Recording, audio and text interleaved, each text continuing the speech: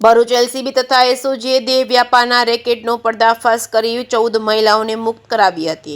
ભરૂચના અંકલેશ્વરના સ્પા અને ગેસ્ટ હાઉસમાં ચાલતું હતું કૂટણખાણું. ભરૂચ લોકલ ક્રાઇમ બ્રાન્ચ તથા સ્પેશિયલ ઓપરેશન ગ્રુપને બાતમી મળી હતી કે ભરૂચ શહેરમાં જંબુસર બાયપાસ ચોકડી નજીક આવેલા અલફારૂક પાર્ક સોસાયટીમાં રહેતો ફારૂક શેખ નામનો બાંગ્લાદેશી એજન્ટ બાંગ્લાદેશથી આર્થિક રીતે જરૂરિયાતમંદ મહિલાઓને ઘરકામ કે બ્યુટી પાર્લરમાં નોકરીની લાલચ આપી ભારતમાં ગેરકાયદેસર રીતે લાવી આંતરરાજ્ય કૂટણખાનું ચલાવે છે. બાતમીના આધારે એલસીબી એસઓજીની ટીમે અલફારૂક પાર્ક સોસાયટીમાં સફળ રેડ કરી મુખ્ય બાંગ્લાદેશી એજન્ટ ફારૂક શેખની ઝડપી પાડ્યો હતો.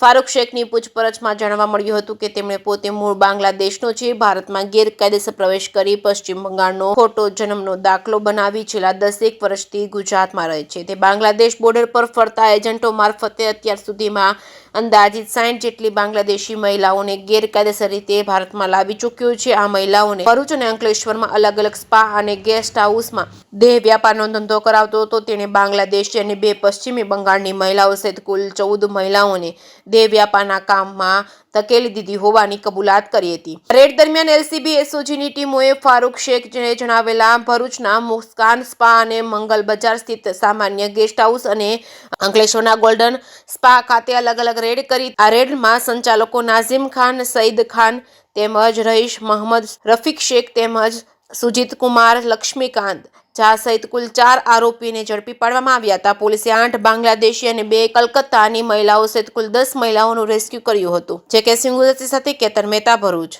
ભારત દેશની આંતરિક સુરક્ષાને ખતરારૂપ તેવા ઇલીગલ રીતે ભારતમાં ઘૂસેલા બાંગ્લાદેશીઓને પકડવા માટે ગુજરાત સરકારના સીએમ સર અને ડેપ્યુટી સીએમ સર દ્વારા પોલીસને સખતપણે સૂચના આપવામાં આવેલી હતી. જેના ભાગરૂપે ગુજરાત રાજ્યના ડીજીપી સર અને બોર્ડર રેન્જના આઈજીપી સાહેબ દ્વારા માર્ગદર્શનને અનુસરીને ભરૂચ પોલીસને ખૂબ મોટી સફળતા મળેલી છે કે જેની અંદર બાંગ્લાદેશમાંથી ઇલીગલી ઘૂસેલા એજન્ટો અને તેમના મારફતે ઇલીગલે મહિલાઓને ફોસલાવીને દેહ વ્યાપારમાં ધંધો કરવા માટે અલગ અલગ જગ્યાએથી મહિલાઓને અને દીકરીઓને બોલાવીને તેમની પાસે દેહ વેપારનું કામ કરતી એક મુખ્ય ટોળકીનો પર્દાફાશ એલસીબી ભરૂચ અને એસઓજી પોલીસ દ્વારા કરવામાં આવેલો છે.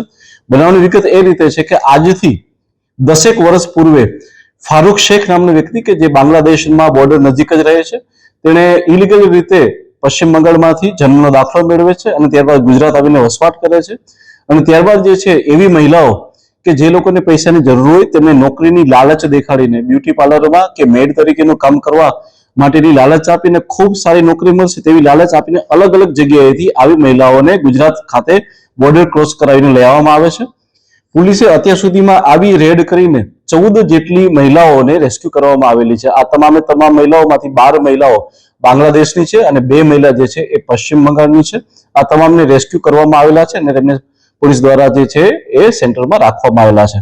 આ સિવાય આ જે ફારૂક શેખ નામનો વ્યક્તિ હતો તે અલ ફારૂક પાર્ક સોસાયટી કે જે ભરૂચ ખાતે આવેલી છે ત્યાં રહેતો હતો અને તેની સાથે તેના શાગરીતો એટલે કે નિઝામ ખાન કે જે મુસ્કાન સ્પાની અંદર તથા રઈસ શેખ કે જે સામાન્ય ગેસ્ટ હાઉસ ખાતે તથા સુજીત કુમાર કે જે અંકલેશ્વર ખાતે ગોલ્ડન સ્પા ચલાવે છે, આ તમામે તમામ લોકો ભેગા મળી આ મહિલાઓ કે જે પોલીસે રેસ્ક્યુ કરી છે તે અને એ સિવાયની બીજી કેટલીક મહિલાઓ કે જેને પોલીસ વિશે હાલમાં માહિતી મળી છે તેની સાથે મળી ગોવા, મહારાષ્ટ્ર, રાજસ્થાન તથા મધ્યપ્રદેશ ખાતે આ મહિલાઓને ત્યાં દેહ વ્યાપે ત્યાં મોકલી આપતો હતો ને આ રીતે તે પોતાનો આખો વ્યવસાય ચલાવતો હતો.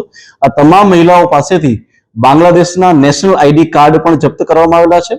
આ સિવાય જે વ્યક્તિ જે મુખ્ય એજન્ટ છે એટલે કે ફારૂક શેખ તે બાંગ્લાદેશમાં કઈ જગ્યાએ રહેતો હતો તેની પણ પોલીસ દ્વારા શોધખોળ ચાલુ છે અને એના માટેના પુખ્ત સબૂતો પણ પોલીસને મળેલા છે.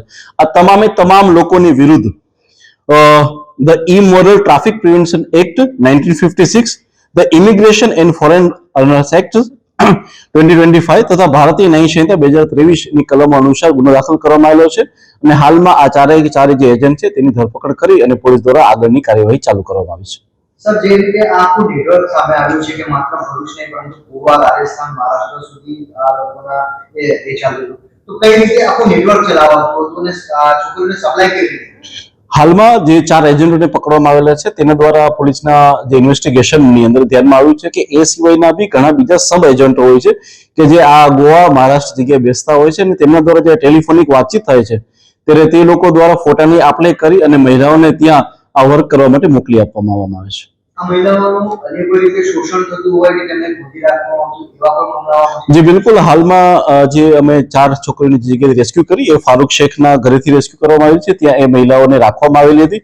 એ સિવાય જે સ્પા સેન્ટરો અને જે ગેસ્ટ હાઉસ છે તેમાં પણ આ મહિલાઓને રાખવામાં આવેલી હતી અને હાલમાં તેમને આપણી મહિલાની સી ટીમ દ્વારા કાઉન્સેલિંગ કરી તેમની પાસેથી અન્ય માહિતી પણ એકત્રિત કરવામાં આવી રહી છે. સર, તાજેતરમાં જ ભરૂચમાંથી બાંગ્લાદેશી ઘૂસણખોરોનું એક નેટવર્ક ઝડપાયું હતું. ત્યારબાદ બાંગ્લાદેશી મહિલાઓને લાવીને આ પ્રકારનો મામલો સામે આવ્યો છે. શું લાગે છે કે ભરૂચમાં બાંગ્લાદેશીની ખૂબ મોટી વસ્તી આવીને રાખવામાં આવી હોય કે આ બાંગ્લાદેશી ઘૂસણખોર મોટી સંખ્યામાં આપણે અંદાજ લાગી રહ્યો છે?